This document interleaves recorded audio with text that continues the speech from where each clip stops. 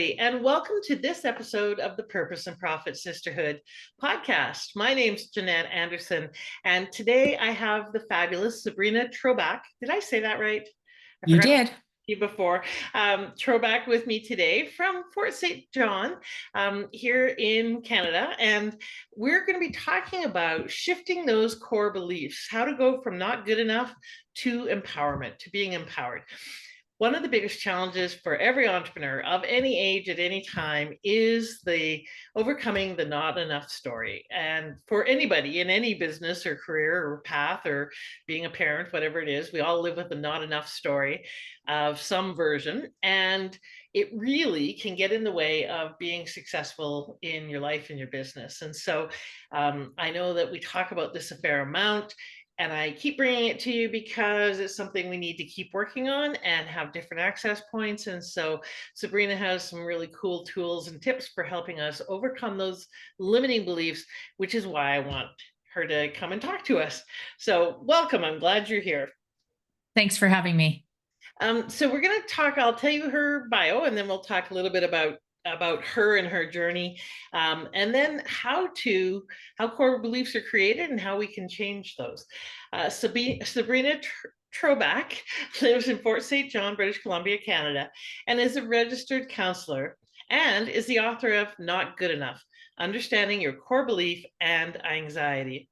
She's also a clinical supervisor and public speaker and has her master's in counseling psychology. Prior to becoming a counselor, Sabrina was a teacher, vice principal, and school counselor for over 20 years. Ooh, it's a long time as a school counselor. Sabrina's extensive training in resolving past traumas and the impact trauma has on a person, including anxiety and the core beliefs of not good enough, not important, and not valued. So it's a great background, lots and lots of expertise and experience here.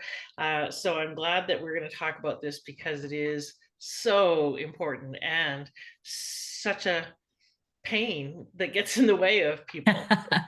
Pain in the butt. So what's the name of your book that you wrote? The book is called Not Good Enough: Understanding Your Core Belief and Anxiety. And Right. It's a handbook. So it's you read a bit of information and then you apply the information through charts and stuff from your own personal experiences.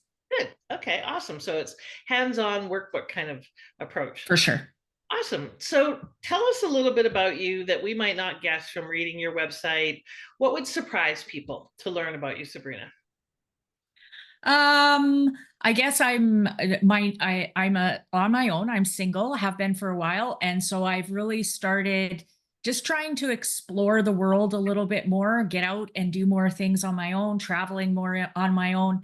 This summer, I bought an inflatable kayak / paddleboard and have just been touring around to different lakes in our community and just stepping outside of my comfort zone in a bit of a different way. Awesome. Congratulations. That's great. And yeah, it can be really fun to travel on your own. You don't have to put up with anyone else's agenda or schedule. You can get up when you want to. You can go to bed when you want to. It's great. You can stay as long as you want wherever you go. It's awesome. It can be a little lonely. There's those moments where you want to turn to someone and go, "Oh, isn't that cool?" or whatever, and there's no one to turn to. But that way you get really good at talking to strangers too. So For sure. all right. So let's talk a little bit about why this matters to you so much. What's your purpose or your why? All the way back, even as far as kindergarten, I've always wanted to be a teacher and help people. And so I got into education, was a teacher for 20 years, loved being in the school system, loved working with kids. And then towards the end of my teaching career, I went to a workshop on suicide, and it was presented by a man named Tony Martins. At the end of the 3-day workshop, I just thought, this is what I need to do. This is the model of therapy I want to practice. So I kind of harassed him for about a year, and he agreed to teach me his model of therapy. So I started my own private practice where we're not just putting Band-Aids on things. In the school system, the mandate really is just get the kids through school. But you're not really making any long-term significant changes with them. And with this model of therapy, it was able to take that kind of passion of mine to help others to a deeper level where you could really help them in a lifelong way where they're learning things that they're going to apply for the rest of their lives. Awesome.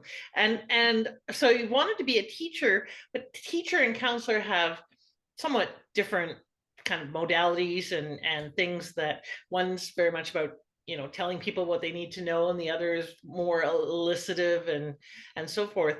How does that work for you? How did you make that transition, or how do you incorporate the two sides of that? Well, I think a big difference, the model of therapy that I practice is different from a lot of other counseling. So instead of counseling where I'm really just listening, we're talking a lot. There's a lot of challenging where I'm, asking them, well, why do you think that? They are learning a lot, and it's learning in a very different way. So I feel like I still am teaching. It's just more at a mental health, psychology, personal belief level rather than an academic level. Right. Okay. Well, let's talk a little bit about this not enough phenomenon. I personally think it is, a component of being a human being, is that we all have some version of not enough stories. Why do you think that is? Why does every human being have some version of not enough running? Well, I think it starts even when we're really young. As kids, we're pretty egocentric. It's all kind of about us, us, us. So when something happens, for us to internalize it and make ourselves kind of the concern for it to happen makes sense. I've had kids that I've worked with whose parents are divorcing, and the kids have said, my mom and dad are divorcing because I didn't make my bed. Mhm. And so we just internalize things, even if it's not meant to be internalized, we often internalize it. That develops that core belief, not good enough, not important, not valued. But we also have a lot of people who grew up with a lot of trauma, a lot of chaos, a lot of instability, even just not being able to talk about emotions. In my generation, we never talked about emotions. We didn't even really know what they were. We just knew lock them down and pretend they're not there. Well, if you're holding in those emotions years after years after years after years, it gets harder and harder to cope with just basic things. Little things feel like too much because you've been holding in all this emotion for so much. So that just feeds right into that core belief, not good enough. Yeah, absolutely. And people have variations on it, a lot of based on what we hear growing up and how we interpret that. So for some, it's not smart enough. For some, it's not a good enough daughter. For some, it's not skinny enough, tall enough, whatever enough, right? Uh, Mhm. is that formed just from those initial messages? How does that get reinforced? So I think it's a lifelong process, right? And I think one of the things this model says is we're constantly trying to prove to ourselves that what we believe about ourselves is true. So if I grew up in that core belief, not good enough, not important, not important, not good enough, not important, not valued, is developing, then I start to create that within myself. So I'm looking for things that reinforce and support that core belief. And when something great and wonderful and amazing happens, I minimize it because it doesn't fit with that core belief, not good enough, not important, not valued. So I'll blame it on the sunshine, or, it just happened. And so I kind of minimize it rather than really owning it. So once that core belief gets kind of sent to us through external, then internally, we're the ones that end up continuing to feed that. That can start even at a very young age, but definitely continues throughout our life for sure. So what are some of the processes of overcoming that? Because one of the things that I took me a while to learn, that just because the voice was in my head doesn't mean it's my voice. That often many of them are not. That those got instilled, and it's my mom's voice, or someone else's. But because we hear it in our voice, we think it is our truth, and we think it is the truth. How do we start to loosen up around it being the truth of us? Well, that's just the way it is. Because, like you said, we've built a lot of evidence for that's the way it is. So, how do we reverse that? So I think the key thing that you have to start with is the awareness. If you're not aware, you can't do anything about it. So you have to become more aware of what is that self-talk that you keep, repeating to yourself over and over and over. How often does that not good enough thought come into your head? Once you become more aware of what's going on, then you can start to challenge it. So first we need to gain an awareness. Then we also want to look at okay, where did this come from? And almost do a bit of a, a timeline and look back at our life, do some writing about what are some memories I have where this core belief kept kind of coming up over and over and over again. So we get better and better at being able to understand where it's coming from. Once we do that, then we can start to challenge ourselves on it and go, okay, what was that really true? Or was that my interpretation? Was that really, my mom not feeling good enough and she was putting that onto me? Was that me not fitting into what I thought was the social norm? But really, does that matter to me? So it's then taking that and reframing our thinking. Our brain is full of all these pathways, and the more we consistently go on that pathway, the more ingrained it becomes. So if you have a fairly ingrained pathway in your brain of that core belief not good enough, that's not going to go away in a couple days, a couple weeks. If it took 30, 40 years for it to develop, it's going to take some time to become consciously aware of it and then challenge it to get to that point where then it's no longer there. But that process in itself honestly can take months, years to get to that place where it's no longer there. Mm. So one of the schools of thought, neuro-linguistic programming and other methodologies uses is that if they liken it to the grooves in a record that gets played over and over and over and over again, and that we need to scratch the records so that the needle doesn't stay stuck in those grooves. Is that what you mean when you're saying challenge those beliefs? Scratch the record? Yeah, for sure. I often look at it as like a river and a valley, right? And the more years the river flows, the deeper the valley gets. And so then it's harder to climb out of that valley, Mhm. but we can. And so it's figuring out, how do I climb out of that valley and create a new river that's got more healthy thought processes in it. Mm.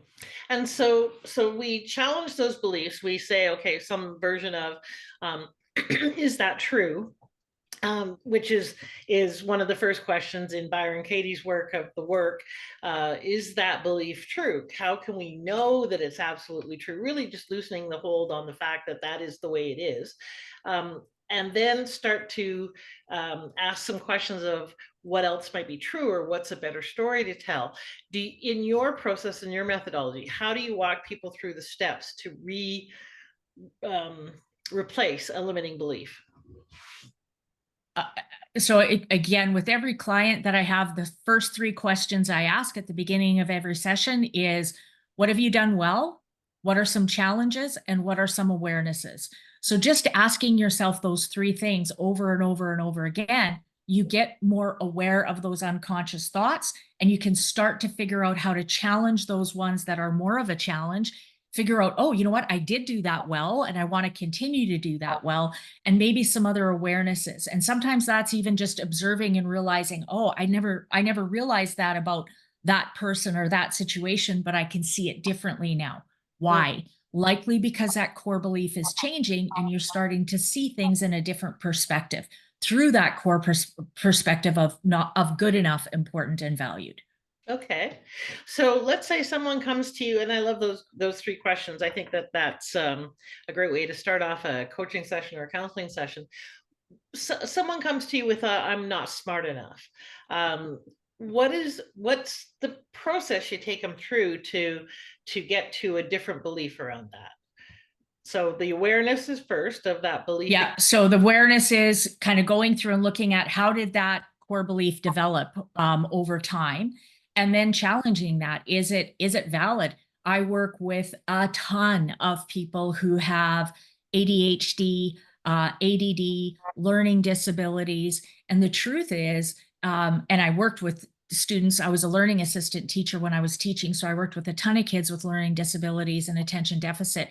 And the truth of the matter is, the vast majority of people who have ADHD, ADD, or learning disabilities, they're actually extremely smart. And they just have these peaks and valleys. So they know the information, but they can't get it out fast enough on their paper. They know how to do the math in their head, but to actually show every step, their brain can't break it down into smaller steps. So it's really looking at, how do you learn, and is it really valid? Is it that you weren't able to produce the information the teacher was wanting on that test because you couldn't write it out and couldn't read and understand the information? Or is there really a developmental issue there where you are struggling at a different level? And then looking at acceptance. So if I do have a learning disability, I start to understand those peaks and valleys of, yeah, I'm really smart in these areas, but these are the areas that kind of prevent me from showing what I'm really capable of. So what are some things I can use to help me better manage those areas? And for people, there are people who aren't as strong academically. It's understanding, accepting, okay, that's where you are. That's what you have. You can beat yourself up over it, or you can use it to be the best that you can be. Right. It's kind of like, in some cases, it's kind of like being mad that you're 5'6" or whatever the case may be. It kind of is what is. So, Right. um, okay, so getting present with what is. So being aware, first of all, that there's an issue or a block or a limiting belief. Then getting really present with what is the truth of that in a really neutral way, without judgment, just what is the reality, if we will. And then, because a lot of times our beliefs are not engaged with reality, they exist only in our head. And then really looking at that and getting some acceptance. I call it getting on the court with what is, some acceptance around, okay, here's the situation as it really is, now what? And then in the now what stage, what do you do with people, and what's their next steps at that point? So again, there's a variety of different strategies where, whatever we're talking about, we just talk about, okay, so what are the benefits of that? What are some things we could do differently? And that's everything from parenting to relationships to, not feeling fulfilled in my career path, looking at, okay, well, what are the things that you think you're doing well? And what are some things that we can change? And we want to take very small, gradual steps, not great big steps. So what is one little thing we can change? Let's change that and then practice, practice, practice, practice. And then let's look at how can we change it a little bit more and then practice, practice, practice, practice. We often kind of jump and take these big steps of change, and it's just too much. It's too overwhelming. So we end up back where we started.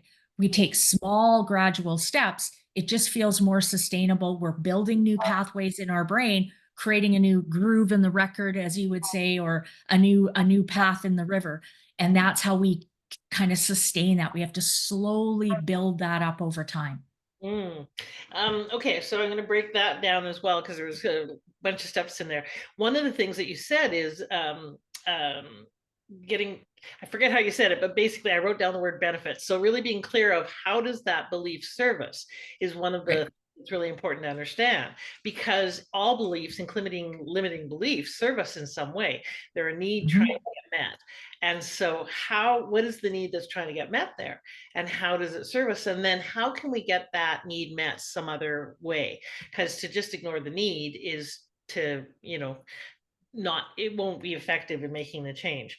Then coming up with a strategy or a plan for what do we need to do to shift that practically, what's the different story and the different approach we're going to take, and then really breaking that down into really small manageable steps, because we can scare ourselves out of change if it's too big, right? It's that eating the elephant one bite at a time. And then practice, practice, practice, because it becomes a habit to think this way. So we have to create a habit the other way. And the only way to do that is to practice, practice, practice, which is where really having a commitment to wanting to change that belief comes into play. And I think that that's one of the things that can be really hard for people with limiting beliefs, is maintaining the desire to change the belief, because it's effective in some ways. Otherwise, we wouldn't be using it. It may not be the most beneficial for us, but it's But in it works in the moment. Yeah. the moment. And reinforces that core belief, right? For sure. Yeah. So how do you maintain the transformation? Because that's where I see a lot of people really struggling. I think that's the importance of the really small steps, because as I'm taking these really small steps, ultimately what I'm doing is challenging that core belief and developing more of that core belief: good enough, important, and valued.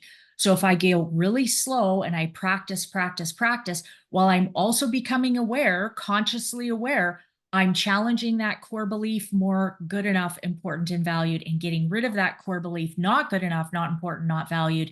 Going really slowly and being very conscious and aware of that that core belief slowly shifts. So if the core belief shifts, the behaviors fall in line with it. If the core belief doesn't shift and but doesn't change, chances that we end up going back to the old way of doing things is extremely, extremely high. Right.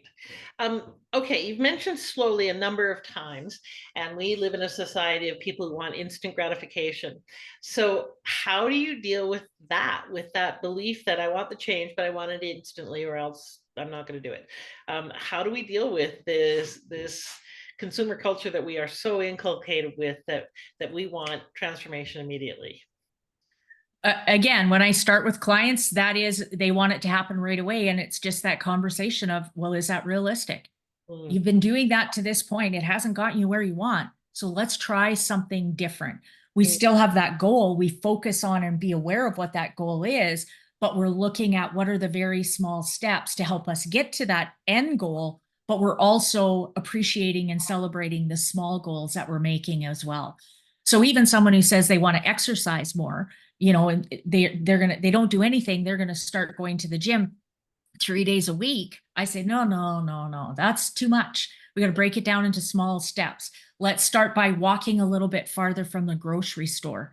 Every time you do that, you feel good about yourself. You're like, oh, I did it. I handled it. And then you want to say to yourself, I'm challenging that core belief and feeling more good enough, important, and valued. We need to bring that core belief to our conscious thought, because usually it's back in the back of our mind, more unconscious, directing us, but we have no idea because it's unconscious. right. Bringing it into the conscious thought allows us to be more aware of it and challenge it. So we do that where we're, walking a little bit more, walking to the mailbox instead of driving on your way home from work. Walk around the block. Maybe going to the gym is 6 months down the road. We're going to get there. Maybe it's 3 months. Maybe it's a year. Maybe you don't ever want to go to the gym. How can you work in small steps to get there? And we need to appreciate those small steps, because if we don't, we're reinforcing that not good enough, not important, not valued. Right. Okay. And so is this work people can do on their own? There's lots of lone wolves out there who say, yeah, just tell me the steps and I'll go do it. And for me, I know I have two coaches and at times a counselor, because for me, it's all right on the end of my nose. I can see for other people their stuff, and that's why I can coach them and help them with that. But I cannot see my own clearly. Now, after 40 years in practice and a lot of personal growth work, I'm a little more self-aware, but that I still have a hard time seeing my own stuff. So what would you say to people who say, yeah, I can do this myself? Well, I think you can to a degree. The problem with that is I only know what I know. And so, if I know this much information, that's all I know. My goal as a counselor is to expand that knowledge base. So now you can think in areas that you didn't even really know were there. Yeah, you still have to do the work and you still have to think about it, but I'm expanding that knowledge base so you're aware of areas that you didn't even really know existed. So I think you can do it to a degree on your own, but you also need to do a ton of research then. You've got to do a lot of reading.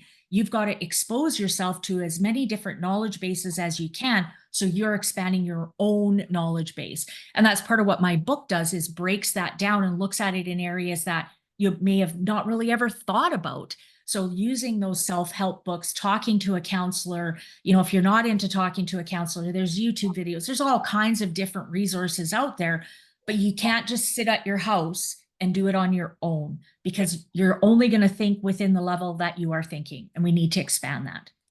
Right. As I think it was Einstein said, some dead smart guy said, basically, you can't solve a problem with the same mind that thought it up in the first place or created it in the first place.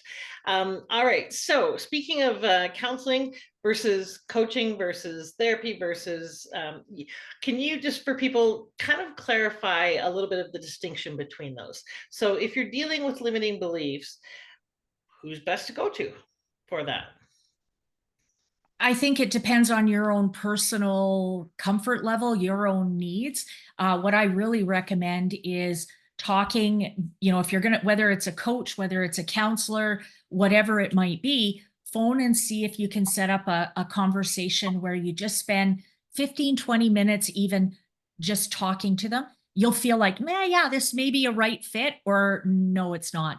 And it's really important to find that. And it doesn't matter, there's good and bad coaches, there's good and bad counselors. It's a combination of all of them. And so it really is important to put yourself out there and try to find the ones that fit for you, whether that's a coach, whether that's a counselor, whether that's a psychologist. It really is figuring out what feels most comfortable for you. Right. Yeah. But not too comfortable, because comfortable isn't always good. We need to step outside of that comfort zone. So Exactly. start comfortable, but willing to challenge outside of that for sure. Exactly. Yeah, I tell all my clients that if I do not at some point piss them off, I'm not doing my job, because if they're in Absolutely. they are not getting anywhere.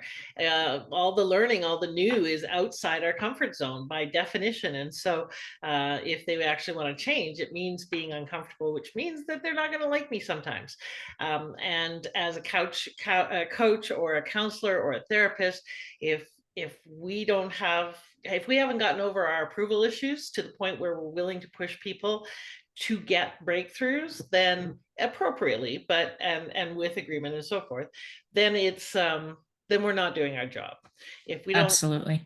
make you uncomfortable, cry, pissed off, whatever, chances are good we're letting our approval stuff get in the way. Yeah, absolutely. So how can people find out more about you and working with you? So how do you work with people, and how can they find you?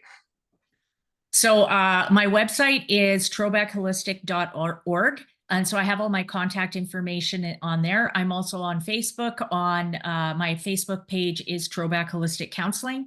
I'm on Instagram. It's NGE for not good enough, NGE_Trobak. I just started TikTok, which is me stepping out of my comfort zone as well. And that one is NGE_core_belief. And I'm also on YouTube on Trobak Holistic Counseling as well. So I do a lot of information on there, just short little clips on Instagram, Facebook, and TikTok. My YouTube videos are a bit longer. They're usually around 10 to 12 minutes. So enough to kind of give you a bit of information, but we're not talking for an hour. It's not too overwhelming. And then I also have my counseling agency as well, where I can work with people individually. Part of why I wrote the book, though, was because I do have an extensive waiting list, and I hate having to tell people that I have a waiting list. So the book is another option as well. It's on my website and also available on Amazon as well. Awesome. That's a great entrepreneurial problem to have, is too many clients, and therefore you need to leverage your ability to get your message out there.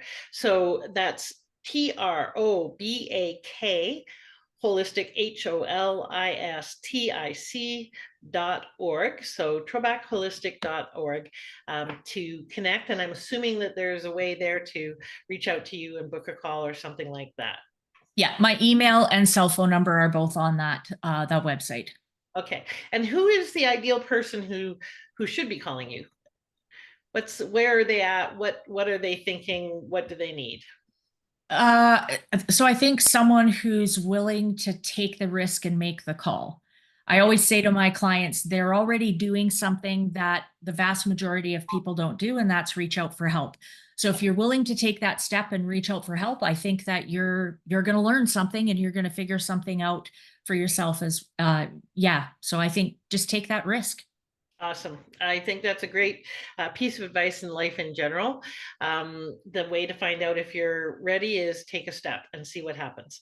Or simply to, I often say action begets clarity. Clarity does not necessarily beget action. And so go take an action step and you'll get clearer, guaranteed, every time. Mhm. And so reach out, have a conversation with Sabrina and see whether or not she's your person. And this is the time for you to unearth those limiting beliefs, or if you already know what they are, to clear them out of there. And you mentioned that sometimes it can take quite a bit of time to let go of those limiting beliefs. Sometimes we can reframe them and shift them fairly quickly, but sometimes it takes, time to redo that habit, or to create a completely new story that we live into. What's one piece of advice that you would have for people that are thinking about how come things aren't working? How come? Because often when our limiting beliefs come up, it's in the form of things are not working somewhere out there and we don't know why. And often it's related to something in here. So, what piece of advice would you have for people? Well, I think, first is around that core belief, kind of like what we've talked about is that if that core belief is not good enough, not important, not valued, it's going to limit you for sure. But I think the other piece that goes with that as well is emotions. The Mm. vast majority of us are stopped dead in our track as soon as emotions start to come up. And so once we get better at being able to identify and feel our emotions and realize we're going to be okay on the other side, the opportunities are endless. It's not that there aren't any doors open, it's that we're so busy looking at the ground because we don't want to feel our emotions that we miss so many opportunities. So we need to get better at being able to recognize what emotions are, feel our emotions, and realize that we can handle them and get to the other side of it. Yeah, absolutely. Thank you so much, Sabrina. I really feel your passion for this work and for supporting people in gaining the freedom of getting on the other side of those limiting beliefs. They really just are stories that don't empower us, don't help us. And telling Mhm. a story can be incredibly empowering and very practically effective too. It makes us more effective in what we want to be and do and have. So don't struggle with that alone. Reach out to someone like Sabrina, get a coach, get a counselor, get a therapist, and get her book, so that you can work through this and get to the freedom on the other side. It is an ongoing, lifelong thing because we get rid of one, then oh look, there's another one behind that. But there is a lot more freedom that comes with clearing a lot of those. And frankly, one of the advantages of getting older is I think you care less about the stories that you have running, and you just don't give them the weight and the import that we do when we're younger, so they don't bother us quite as much. So reach out, get some support, so that you can get through to the end of that thread and do some shifting around that, because you do deserve to be the difference that only you can be. And so that means doing the inner work, my friends, and the outer work of getting out there and getting support for both, so that you can be that gift to the world. Thank you for being here, Sabrina. Thank you for listening, everybody. Please share this episode. And by all means, please do subscribe and check out the Maturepreneur podcast as well. That's for those of you who are 55 plus and hashtag not done by a long shot. If you are too inspired to retire, then that podcast will certainly provide you with lots of great content and ideas. And we'll probably play this show over there as well, because it doesn't matter what age you are, you still got shit you're working through. Here's Sabrina. Have a great week, everybody. Bye for now.